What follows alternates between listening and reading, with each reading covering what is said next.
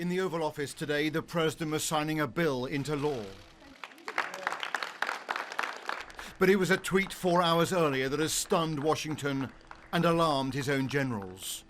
For Trump both taunted the Russians and gave advance warning of a strike on Syria. He wrote on Twitter, "Russia vows to shoot down any and all missiles fired at Syria. Get ready, Russia, because they will be coming, nice and new and smart. You shouldn't be partners with a gas-killing animal who kills his people and enjoys it." If Moscow decides now to defend Syrian airspace with its own fighter jets and its highly capable air defense systems, then a military clash between the superpowers in the skies above the battlefield looks like a real danger. Russia's ambassador to Lebanon suggested that not only would US missiles be intercepted, but even the sources of the strikes would be targeted, implying retaliation against US ships and submarines. The USS Donald Cook, seen here on an earlier deployment, is one of several American warships in the area. Satellite imagery shows that Russian ships have also left a Syrian port ahead of the likely strikes. The US Defense Secretary was more cryptic today, saying analysis and planning is not yet finished.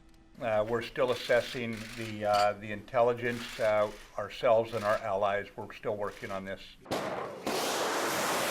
One retired US general said he expects a much bigger attack than last year's strike, when 59 cruise missiles were launched against a single Syrian airbase. I think it'll be a significant strike, I hope, that goes after the chemical warfare capability of the Syrian armed forces. That means try and destroy their air force. That isn't a one-day mission, though. That would be a multi-day mission. From the suburb that was hit by chemical weapons, newly released video appears to show at least one of the bombs, although it is impossible to verify these pictures.